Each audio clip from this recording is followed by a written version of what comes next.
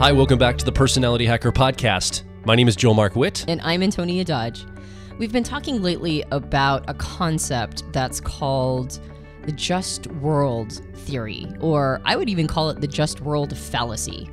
And the just world theory is this idea that everything that happens to us is deserved. Like, if you are in a good situation, like maybe you have enough money to live well and you're in like a country that's stable, then the good things that are happening to you must be happening because you're a good person. And so you apply goodness to yourself simply because of your circumstances. And then the opposite holds true, which is that if a person is in a bad situation, if they're maybe in poverty or they're in a war-torn country or whatever, that they must be like a bad person. And even if somebody who holds this fallacy doesn't necessarily think in those terms consciously, like I'm a good person because I'm in a good situation, and somebody who's in a bad situation must be a bad person, it's this very subtle overlay of belief system. It's kind of where the concept of karma comes from. Everything that happens must be happening for a reason, and it must be happening based on our evaluations as people, our character. Yeah, and I think this is also not just on a micro level as us as people. You and I both grew up during the Cold War when it was told to us the reason why the United States is so prosperous and so, forward thinking and all these great things is because we're not like those bad communists over there. And look at the results they get when they implement that methodology of thinking, right? So it can also go on a macro level for entire societies. We assume that there's something that's either being done good or bad that's getting the results that are emerging from that. Yeah, and it's a really insidious perspective, I think. I find the just world concept, and like I said, I called it a fallacy. It's a theory. It's actually matches quite a few people's belief systems, but I think that it's actually a dangerous way of looking at things. And I would say one of the most dangerous components to it is that when we integrate this way of thinking, sort of this filtration process for reality, when it becomes a lens through which we see how things are operating, then when something bad happens to us, well, if the good stuff was happening to us because we were good, then the bad stuff must be happening to us because we're bad.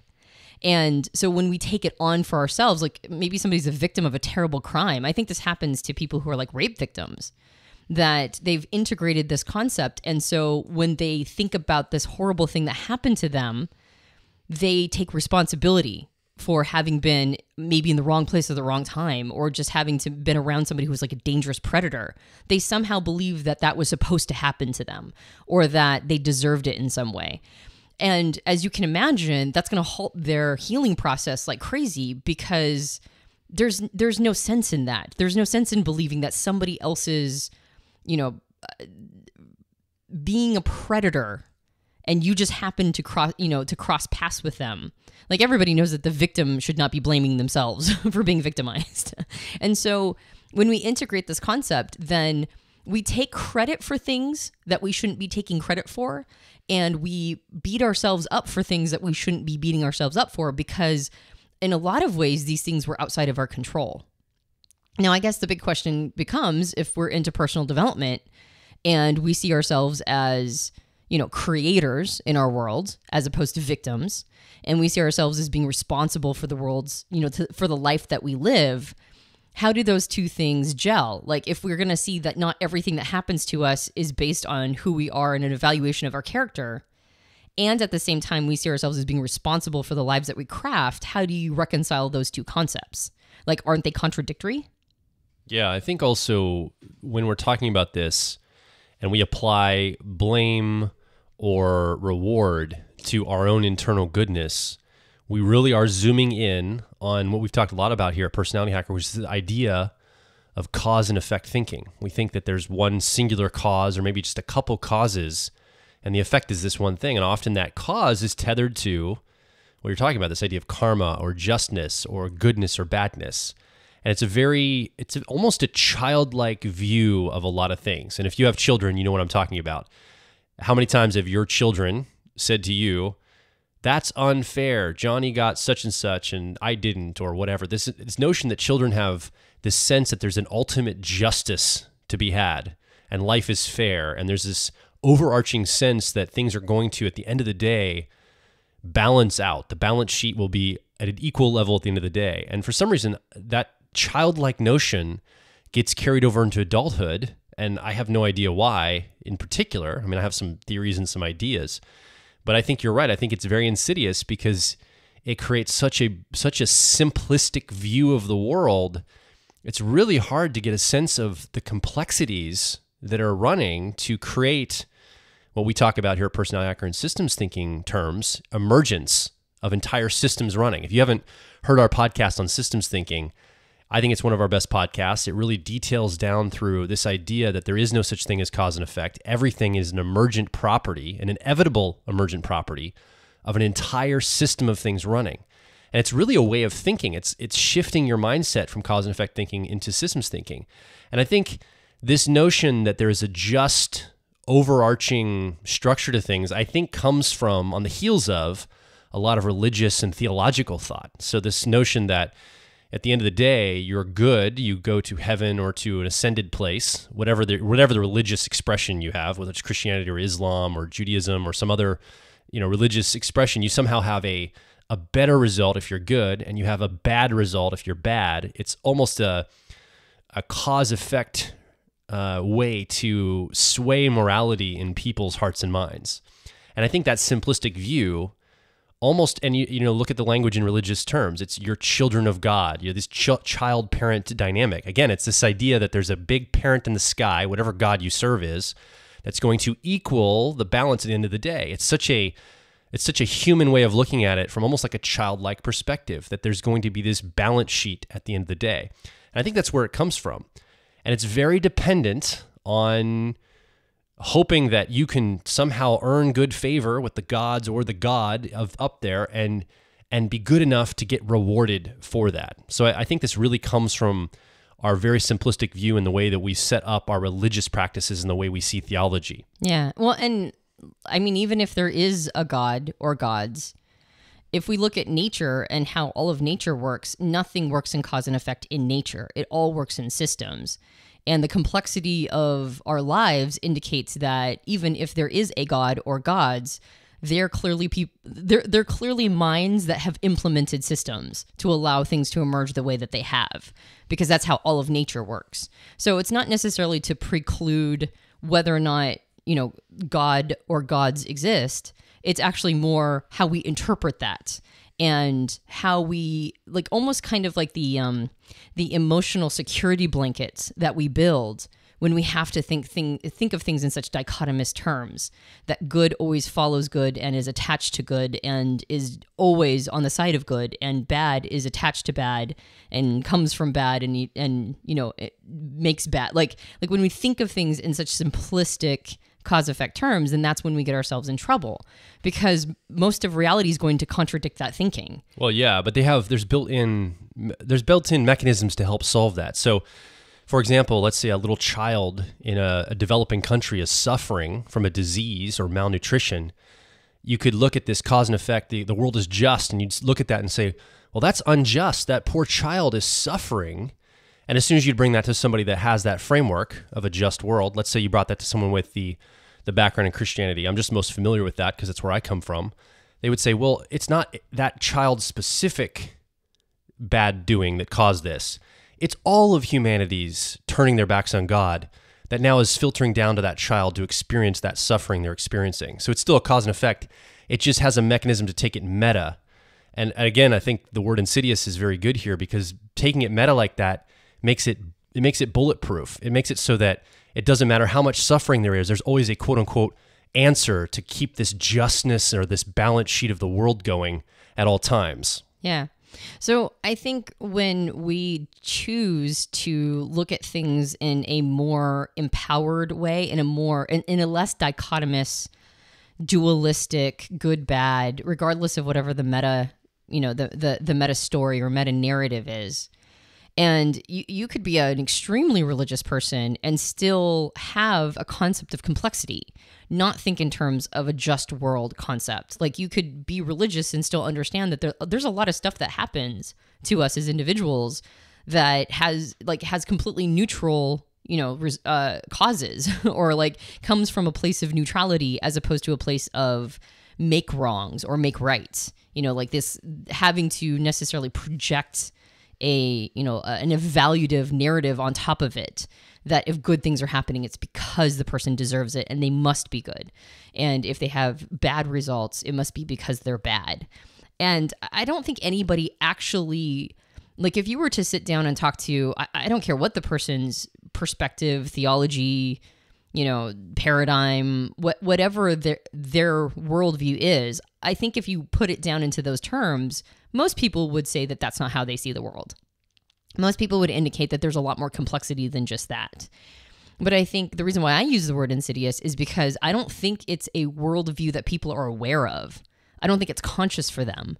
I think it's a very unconscious sort of desire. Like you said, it's like a childlike desire to think that there's an ultimate scorecard and a scorekeeper and everything's going to turn out fine. Yeah. And if I'm good, then I'll get good results. Right? Yeah. I think it's a desire to know that there's some order in all of this chaos, really. Yeah. And so I want to go back to the previous question that I posited, which is, okay, so if there's a bunch of stuff that happens to us that has nothing to do with, whether or not we created it, how can we say that we're creators? Like, how can we say that we take responsibility for our lives and we create the lives that we want if being good doesn't necessarily lead to good results and being bad doesn't necessarily lead to bad results? Like, how do we justify all this chaos and all these systems running and all these, unpredictable results and still feel responsible for the results that we're getting? And it feels like, or it seems like that could be a contradiction, right? Like the empowered message along with the chaos of the universe. Like, how do you do that? And I think it's important maybe to get this concept down to be able to wash out that unconscious integration of the oversimplified dualistic thinking. I think the actual answer to being able to transcend this form of thinking, this what we're calling a fallacy, in order to transcend it, it is actually a reconciliation of those two concepts, understanding how they fit together. I think just one more thing I want to say here is what's emerging from me as we talk about this. So I'll say what I'm going to say, and then I'll give a metaphor or like an example of how this might play out, like in a tangible way, so you get an idea of what I'm talking about. People that think in terms of an ultimate just world, my perspective is that doesn't emerge out of a vacuum, and it doesn't. Even the religious thought that maybe moves that forward or really encapsulates that or codifies that, it doesn't emerge out of nothing. On a long enough timeline, there is somewhat of a sense of equalization to everything. Like if you look at things from an energy perspective, on a long enough timeline, and I'm talking millions of years, energy does have a tendency to find equilibrium.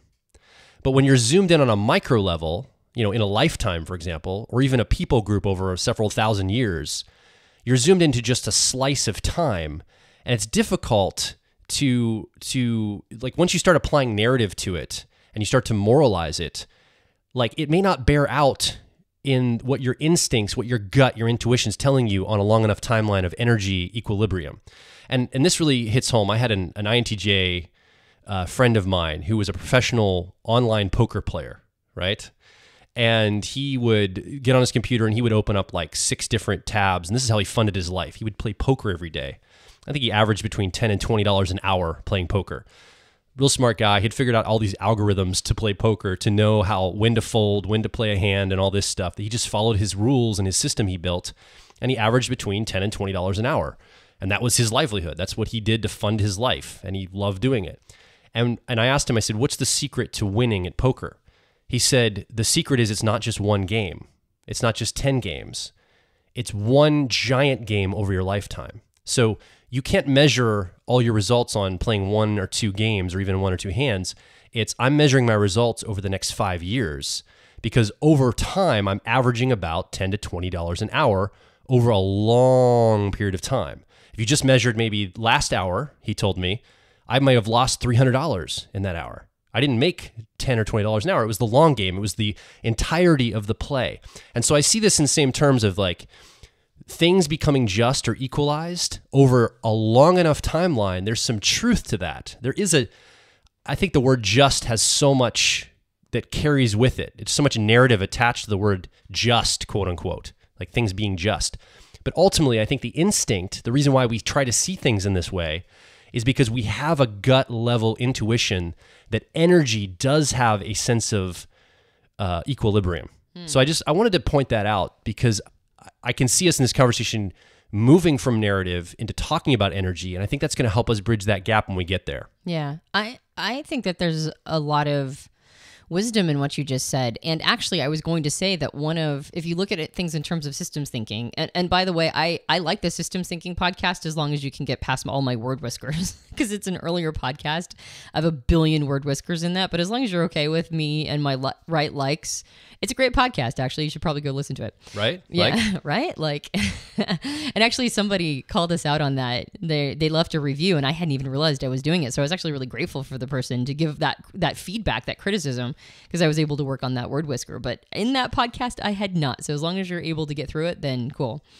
And the point of systems thinking, if you want just like an overview of what that looks like, is it's the concept that, like we've mentioned, there's no such thing as cause effect. We've all been taught to think in terms of cause and effect. That is, I don't know any culture that doesn't propagandize people to think in those terms. And cause effect is also what I would define as a fallacy. It is a gross oversimplification of how reality works. What actually happens is that there are emergent properties of systems. And what an emergent property is think of it like the word effect. It is the result. Emergents are results. But when you trace them back, you're not looking for a single catalyst. You're not just looking for one thing. You're looking for the entire system that was running that made that emergent what's called inevitable, meaning that when that system is running that way, that is the only result you can get from that system. And in order to get a different result, you have to change the system underneath it. So it's, I've heard this phrase a million times that, insanity is doing the same thing over and over and expecting different results. Well, one of the reasons why we are quote unquote insane people is because we don't actually see the systems running. And so we're not sure how to trace back what are leveraged actions. We don't know what the leveraged actions are because we're not seeing the system running. We don't see all the little different nodes in the system and what are the biggest influences. We might actually be changing our behavior, but we're changing things that would be considered not a very influential node in that system. And so because it's not influential, we just keep like hammering at it and throwing spaghetti against the wall, and we keep getting the same results over and over. So it's important to think of this entire conversation not in terms of cause and effect, which of course is how the just world concept works. That's cause effect. The cause is a good or a bad person, and the effect is a good or a bad result. But you have to remove that concept and instead think in terms that everything that we see as a result is actually an entire system running. And a lot of those nodes in that system are beyond they're beyond our control. So I think some of them are beyond our perception. Yeah, we don't even know it might be something that we just have no ability to see. I mean, even if we wanted to see it, there's so many parts of this that are running. It's just so complex that we don't realize it affects us. Yeah, totally. Like, in fact, most systems, that's what Gregory Bateson, who is one of the people I learned systems thinking from through his writings, his daughter quoted him at one point by saying that we don't see systems, and so we break them, because they are out of our perceptual awareness, especially if we don't even know systems exist. If we've been taught to think in cause and effect, we don't even know these systems exist. And so we just end up taking a hammer to them and not even realizing it. And of course, most of the nodes in the system are the emergence of other systems running. So if we are a node in a system, if we're in a situation or a circumstance, and there's a lot of players in that, let's say we're at a party and there's a lot of people there, and we're one node in that system, we're one person in this party, and the party breaks out into a brawl, we may or may not have been influential in that, right? But we were a node in the system because we were one of the people in the room when the brawl broke out. But as a person, I have a whole system behind me that makes me who I am. I've got my personality type, I've got my circumstances and experiences, I've got where I'm at that day, my mood, right? The energy I'm bringing to the room. I've got a bunch of stuff running that made me be the emergent of a whole system running when I showed up to that party. And so was everybody else. They all had entire systems running when they showed up to that party. So as different nodes in the system of the party, if the brawl was the inevitable emergent, it means that all these nodes had all these systems running, including people's moods, maybe their alcohol consumption, maybe the socioeconomic level that everybody was at, maybe the goings on of the political scheme. Like, there's so many things running that it becomes really complicated. So the point of mentioning all of that is to go back to this concept of reconciling the two concepts of if things just happen and there's no concept of good or evil necessarily applied to them, how can we be creators in our lives? How can we take responsibility?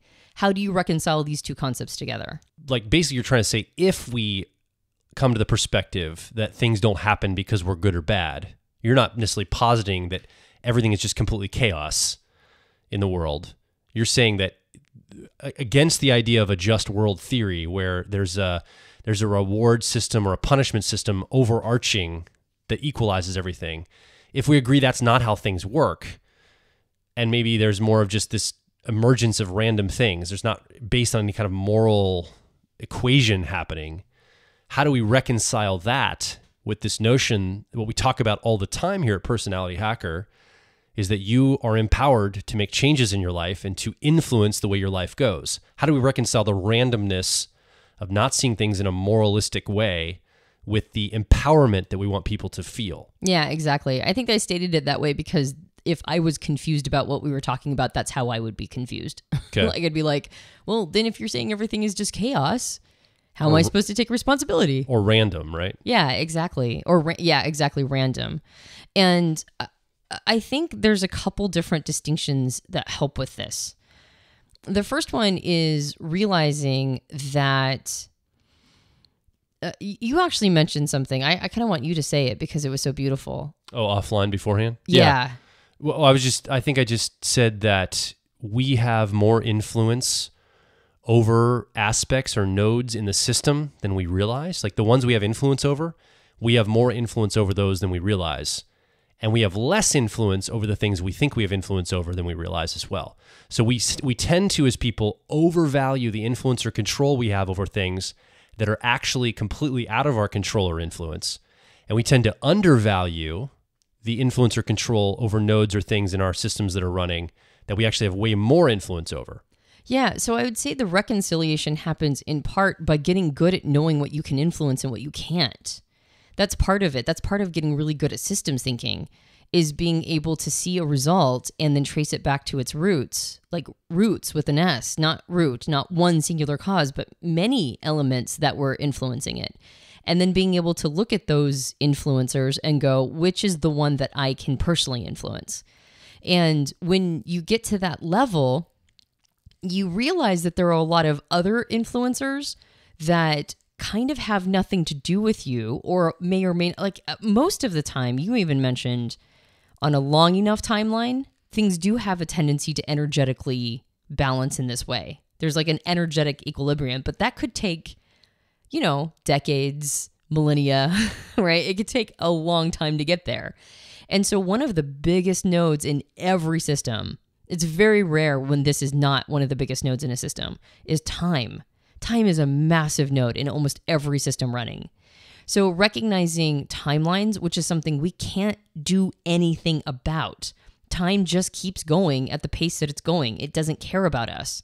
So one of the elements to navigate around in any system is to recognize that sometimes time is sometimes it's on our side and sometimes it's not.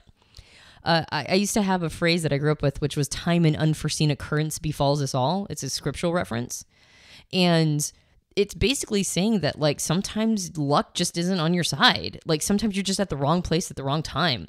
There are plenty of people who have died in car accidents that were just driving along and it was somebody else, like a drunk driver, that came through and killed them. And they just, if they were 30 seconds earlier or 30 seconds later, the car would have missed them. They just happened to be at exactly the wrong place at the wrong time, and they got and they lost their lives over it.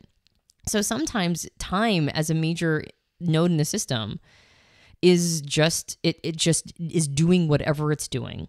But with the exception of time, and sometimes it snuffs us out and sometimes it's on our side, there are other components in systems that we do have influence over, and they invariably route back to ourselves.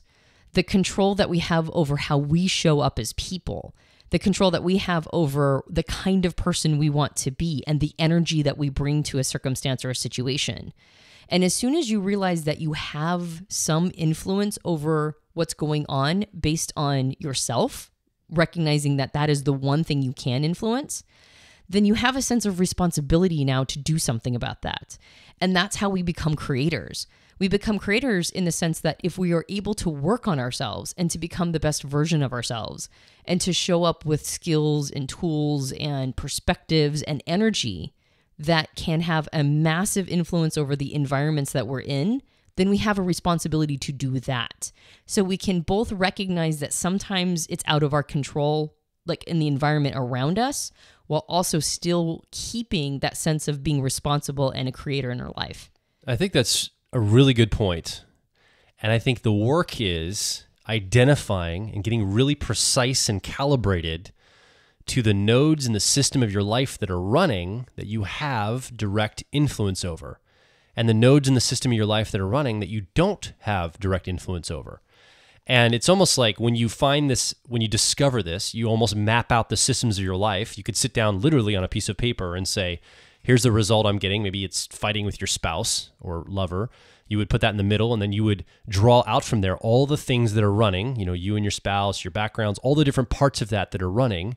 You're going to identify some of those nodes in the system that are running to create the emergence of fighting with your spouse or lover that you have direct influence over.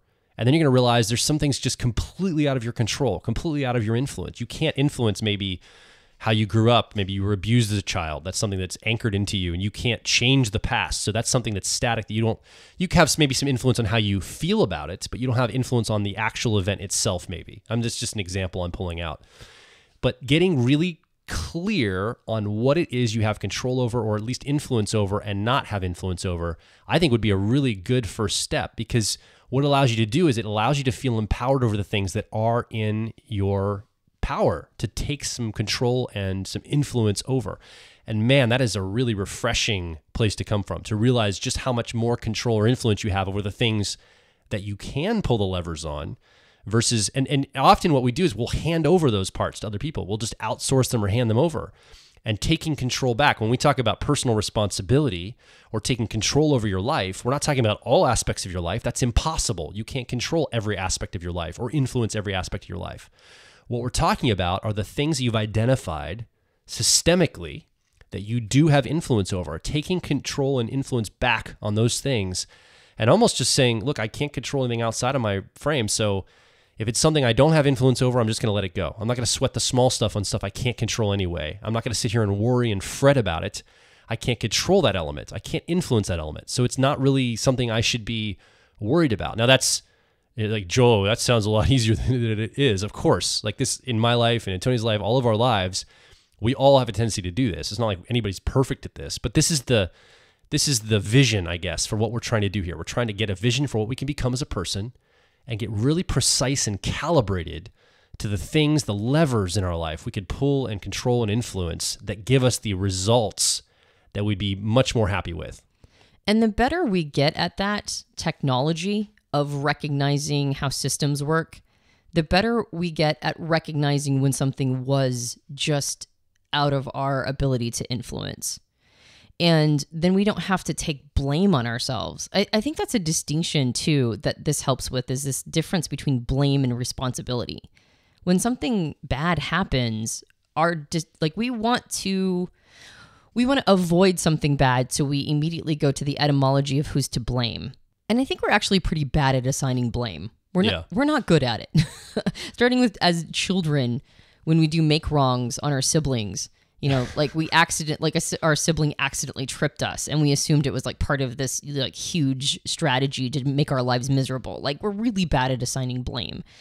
But when we get good at understanding systems, then we get good at tracking back what actually did happen and which of those situations we could have done something about and which of those situations were just out of our hands. So if we end up having like a really bad traumatic event happen to us, We don't automatically, like in the previous model we were talking about, which is the oversimplified dichotomous view of a just world theory, then we would automatically assume that that bad thing meant that it was a reflection of who we are as a person, that we're a bad person, and so we absorb the blame for it. But if we have a traumatic event, maybe we did have some influence over it and we could have done better, and we do take some of the blame over the situation, and then we recognize we need to change our relationship with that node in the system and we need to do better next time. Or there was really nothing we could do about it. There's a difference between getting hit by a drunk driver and being the drunk driver. In the situation, the drunk driver should understand that them being drunk at the time of driving was a massive node in that situation, and they should absorb some of the blame on that. They should absorb responsibility for changing it in the future. But the person who was driving that wasn't drunk, there's really nothing they could have done about it. And so there's no reason to absorb blame in a situation like that. So when we have traumatic events, what's nice about going to systems is systems are pretty neutral. They kind of don't, it kind of doesn't matter. It's just a matter of wanting a different result. So going into understanding what we can influence and what is out of our hands makes us more and more sophisticated at changing the thing, like you mentioned, changing the things that we can change and letting go of the things that we can't change. And then not absorbing all this blame inside of us for stuff that was really, we couldn't do anything about. And then what follows that is we stop blaming other people. We stop projecting blame outward to people who have bad situations and making assumptions about that speaking to the quality of their character. Like there's this idea, I just recently watched some sort of forensic show where a guy was, he was walking into a bedroom. He was walking into his bedroom when his wife was committing suicide with a shotgun.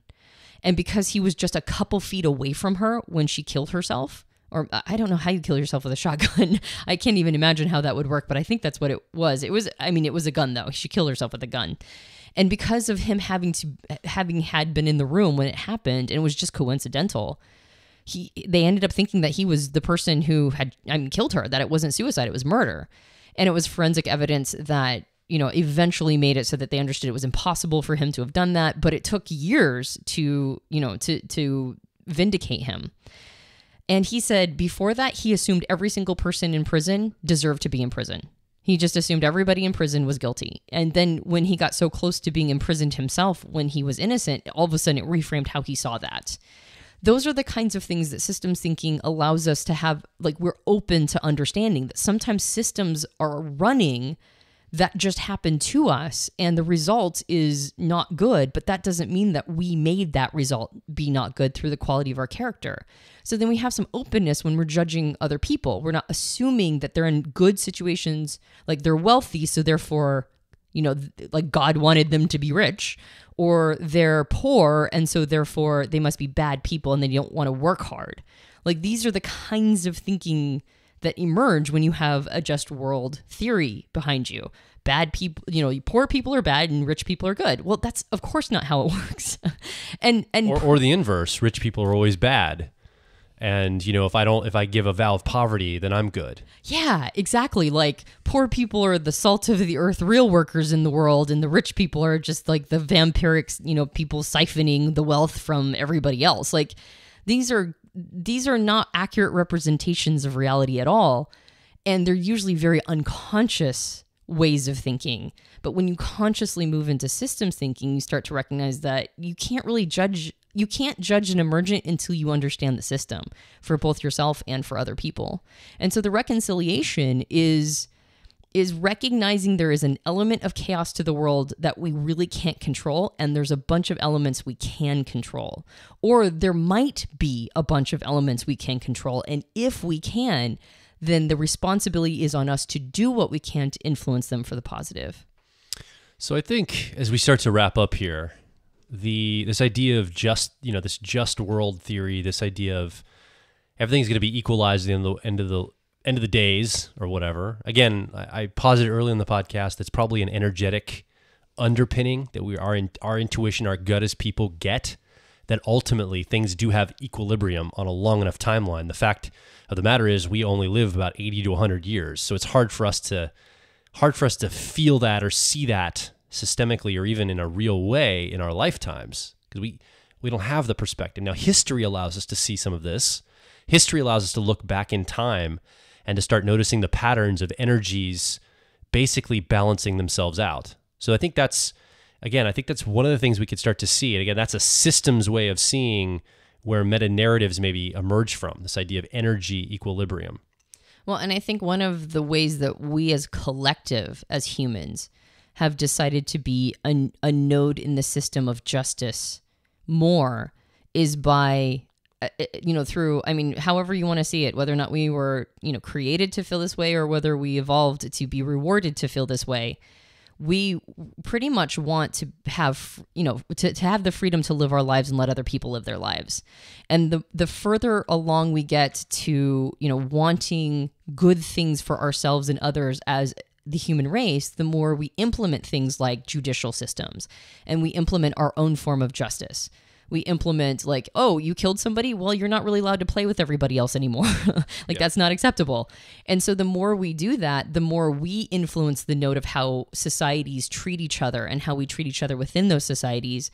And so we've decided to influence the note of justice so that the emergent is that we are more likely to experience a just world. What I see happening, though, is once we begin to adopt those narratives, based on this idea of there needs to be some sense of balance, maybe energetically we get that on a really deep, fundamental, intuitive level, we begin to create narratives as people. This is what we do the best. I think human beings create imaginative narratives of how things should be and the way we see reality very well. But when we begin to apply narratives to reality and we say this is how the world works, often what can happen, instead of that narrative now becoming a tool that serves us as people, it gets inversed. It flips itself, and we begin serving the narratives. I think this is where it starts to break down and where we have trouble. So we say the world needs to be equalized, there needs to be justice, and then things like what you talked about, this notion of, well, poor people are poor because they're not working hard enough. There's something morally corrupt in their spirit maybe. They just don't work hard enough to get ahead. So they are inherently bad or wrong, or let's moralize their position. They just don't work hard enough like the good people who make it work and make an honest living. These people are just lazy or whatever things we want to apply to them. I see that as humans serving a narrative rather than narrative serving us. And this can happen very easily because to go through life, to sync ourselves up as people, we have to deal in the world of like the currency of interrelating as people. The currency there is narrative. We tell stories. Stories are what bind us, the communication practices we have, the way we see reality. Shared consensus reality is shared through narrative to say this is how the story of the world works. We share that with each other. And this kind of comes all the way back full circle to say that one of the challenges here is it's a very egocentric place. When we have narrative attached to things, our egos are using those narratives. Again, it's understandable why they emerge. They're attempts to be tools to help us be procreative and survive. I mean, that's basically what we're boiling this down to is our DNA wants to survive and procreate. And so we create all these narratives as tools. And then after we create them as tools to help us do that, all of a sudden we start to become their servants. And that the solution here, as far as I'm concerned, is really understanding how the ego is attached to those narratives and getting a good perspective on that to say, wait a second, I don't serve the narrative I have for the world. I don't serve a just cause narrative or a justice narrative here.